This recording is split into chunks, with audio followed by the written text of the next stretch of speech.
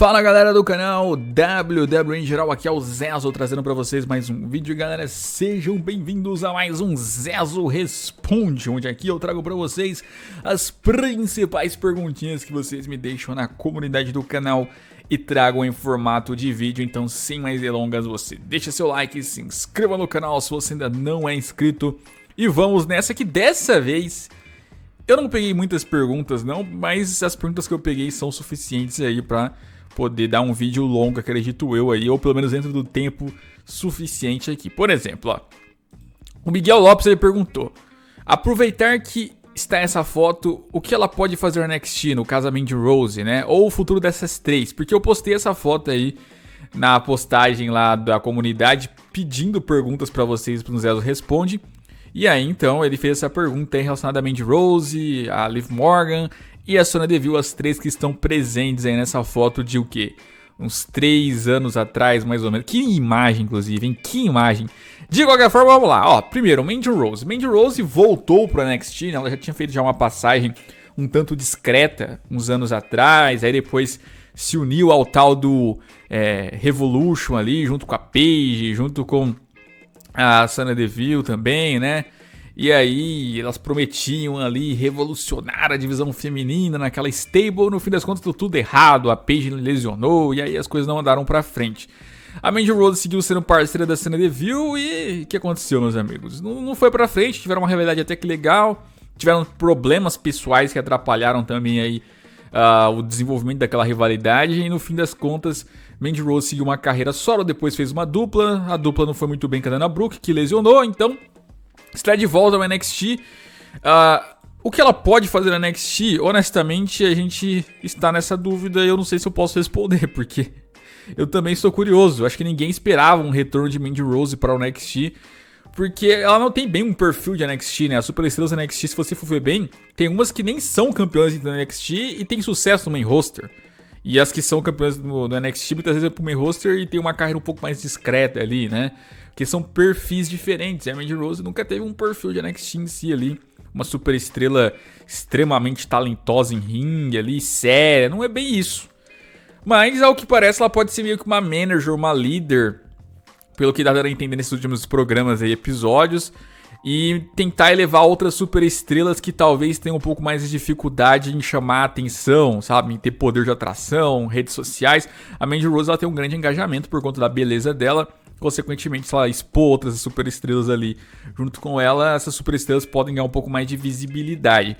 Agora, ela em si ter um push, ter alguma conquista, eu acharia muito, muito estranho, sabe? Sairia completamente do padrão do que é a divisão feminina do NXT. E eu tô falando desde quando foi fundada lá o título, a Paige ganhando. Acho que seria uma campeã completamente fora da realidade do NXT desde que existe divisão feminina por lá, né? Contra a Sonya Deville ali, contra ela, é alguém que retornou aí há pouco tempo, né? Então, desde que voltou, só ficou nessa função aí de gerente geral mesmo, não fez nada demais ali, não chegou a voltar a lutar, não teve nenhuma treta ali também muito longa. Esperava-se talvez que ela fosse ter mais conflitos com o Adam Pearce, e isso até o momento não chegou a acontecer. Basicamente eles estão até que conseguindo um ceder pro outro aí. Mas em algum momento ela pretende sim voltar a lutar. Ela deu umas entrevistas que não está com pressa, mas na hora certa ela sente que ela precisa voltar a ser uma lutadora, porque é isso que ela sabe fazer. É uma lutadora boa, inclusive, né? Vamos ver, eu acho que assim, a WWE ela vai saber aproveitar a Sonya Deville em algum momento para poder promover provavelmente alguma cena LGBT ali, alguma storyline lésbica, porque como que eu posso dizer, a representante da comunidade LGBT que temos na WWE, né? É a Sonya Deville ali, a WWE vive falando sobre isso, ela vive falando sobre isso, e que gostaria de uma storyline assim, né? Já tem várias especulações, então em algum momento eu acho que a WWE se convence e deve utilizá-la ali para fazer alguma coisa assim, alguma rivalidade, uma história, uma dupla. Então eu acho que eles não vão jogar fora a Sonya Deville, demitir ela em algum momento, né? Então o futuro dela deve ir para esse caminho. Agora, quando ela vai voltar aos rings, eu acho que depende dela e da WWE, porque, como eu disse, ela já falou numa entrevista que não tem pressa. E eu acho que a WWE também não tem nenhuma pressa em colocar ela para lutar novamente, porque tem outras superestrelas aí, até mais relevantes, que estão sem espaço. Imagina a Sonya Deville como ficaria se fosse voltar aos rings, né? A Liv Morgan é mais difícil, né? A gente esperava tanto aí que com o fim do Riot Squad chegaria o momento dela finalmente ter um push carreira solo, ganharia o Money in the Bank. Tava indo como favorita pro Money in the Bank ali, depois que a gente soube principalmente que a Sasha Banks não participaria, né? E gerou uma expectativa alta, teve uma torcida muito boa, mas não ganhou. Ganhou a Nikki Ash. Então acabou aí a Liv Morgan, a fala sensata chupando o dedo. O futuro dela eu acho que é o que tava mais ou menos o que estava sendo antes, né? Antes até mesmo de voltar ao Riot Squad. É uma super estrela sem identificação, né? Que não sabe pra onde vai. Tem até um documentário dela que mostra um pouco disso. É várias ideias, vários planos, e aí nenhum segue em frente, todos têm alguma baixa, nenhum ali consegue ir longe. Não sei, honestamente, o que fazer com a Liv Morgan. Não sei nem se ela sabe o que a WWE quer fazer com ela, né? Então assim, 3 super estrelas que eu não respondi absolutamente nada. Só sei que tem dúvidas em cima delas, mas principalmente Liv Morgan. Mandy Rose a gente vai descobrir um caminho. Serena Deville, a gente também já meio que subentende que vai ter um caminho. Liv Morgan, eu não faço ideia. Eu não vejo qual caminho que a WWE quer com ela. Honestamente, é a mais complicada realmente de prever o futuro. E aí temos a pergunta aí do sei lá, mano, né? Perguntando se eu acho que o Adam Cole, alguns caras da NXT aí vão chegar no main roster, se eles vão flopar. Eu acho que não. Eu acho que os caras que eram subir pro main roster aí, né? Dessa cota aí de chegar no draft e tal. Já aconteceu, né? Você teve o Karrion Kross, você teve aí recentemente também lá a duplinha lá da Shorts Blackheart junto com a Tegan Nox, né? Você tá tendo aí... Você já teve o Damian Priest já chegando esse ano também. O Finn Balor retornando ao main roster. Então acho que já tá tendo já os reforços que a gente esperava. Você teve Rhea Ripley esse ano, a Bianca Belair não há muito tempo. Então eu acho que não. Eu acho que os caras da NXT que iam pro main roster nesse ano já foram. Então se for ter mais um aí de última hora talvez, até o fim do ano, acho que será tipo o Bronson Reed. Adam Cole, Johnny Gargano, Tommaso Ciampa, Pete Dunne, acho que esses caras não vão pro main roster. Podem até participar de um outro show, mas seguem no NXT. Eles fazem de tudo pra continuar por lá, até porque eles veem os seus companheiros passando pelo que eles passam. Então eles não têm tanta ambição de querer ir pro roster principal, não. Honestamente, acho que os que foram aí esse ano vão ser os únicos, e se for ter mais um é Bronson Reed mesmo, assim. Ou alguém um tanto sem mídia lá, sem espaço, mas... Os principais nomezinhos aí que você citou na sua pergunta, acho que eles ficam por lá, pelo menos até o ano que vem.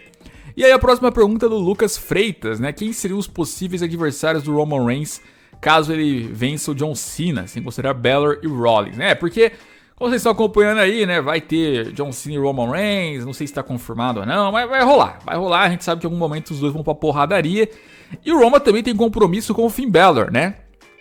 Ele meio que aceitou o desafio do Finn Balor aí em um dos shows do SmackDown, né? Então é outro que ele deve também enfrentar. Ele passa pelos dois aí, segundo a pergunta, né? Vamos supor que ele passe pelos dois realmente e depois do SummerSlam ele siga como campeão universal. O que eu faria, tá? Não é o que eu acho que vai acontecer, mas é o que eu montaria pro Roman Reigns aí, caso ele vá seguir como campeão, porque se ele passar o SummerSlam, eu acho que ele termina o ano como campeão ainda, né? Bom, primeiro de tudo, vai estar vindo o draft em setembro, então eu faria ele ser draftado pro show do Raw. O show do Raw tá em crise, tá mal. O que você faz? Você manda o seu principal campeão pra lá pra poder estar ajudando aquele show. O SmackDown já tá bom, assim, mesmo sem o Roman, apesar do Roman ser a atração principal, óbvio. Então o SmackDown consegue sobreviver sem ele. O Raw talvez precisaria de alguém pra poder reviver o Raw, né, que tá morto. Então o Roman Reigns seria esse. Então eu trocaria o Roman por Lashley, né, e aí o Roman estaria no Raw, o Lashley estaria ali, então, no SmackDown. Estando no Raw, eu acho que já que ele passou por nomes muito fortes, agora não adianta botar adversário fraquinho ali, que você sabe que o Roman Reigns vai vencer fácil. Então, coloca logo o The Finn Bray Wyatt, né? Já faria já enfrentar o The Finn Bray Wyatt, que até hoje não teve ainda aquele combate deles no Hell in a Cell, agora especulado no ano passado. A revanche do Bray Wyatt pelo título universal, né? Porque perdeu pro Roman Reigns lá e não teve uma revanche. Seria o momento esse, né? Talvez no Hell in a Cell esse ano mesmo aí. Quem sabe até numa storyline onde o Roman Reigns termina de vez de acabar com esse personagem do Bray, que depois tem que passar por uma outra revolução. Não sei, algo parecido. Acho que um nome interessante no Raw também para ele voltar a rivalizar o AJ Styles. Eles já rivalizaram já em 2016 lá, vocês devem se lembrar, foram ótimas lutas. Seria legal até o AJ Styles voltando a fazer uma face turn esse ano aí e podendo rivalizar com o Roman pelo título universal aí. E o Randy Orton também, né? O Randy Orton que tá meio que twinner, talvez até com uma ajuda do Matt Riddle numa storyline assim, poderia em algum momento aí entrar em rivalidade também com o Roman Reigns, né? Então, sei lá, se fosse pra colocar o Roman pra ser campeão até dezembro, até janeiro, os 3 desafiantes no Raw que eu faria ele enfrentar aí e faria ele mudar de brand. Quanto à questão de Seth Rollins aí, que muita gente fala de enfrentar ele, eu acho que eu não faria isso.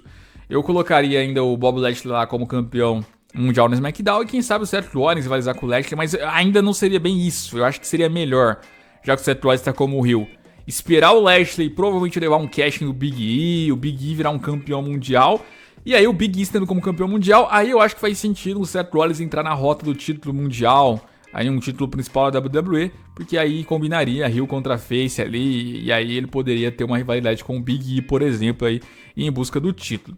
Quanto a Roma contra Seth Rollins, eu acho que os dois, a WWE sempre guarda o confronto dos dois, e eu acho que ela tá certa, por isso que eu não usaria para depois do SummerSlam ali, porque acho que Roman Reigns e Seth Rollins, ela tem que ser uma rivalidade onde é a conclusão, sabe? Onde é o fim de uma história.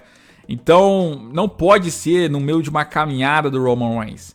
Tem que ser no fim dela ou no fim da caminhada do Seth Rollins. Por exemplo, Seth Rollins é campeão mundial, tá fazendo um reinado longo, vem o Roman Reigns e chega como desafiante dele.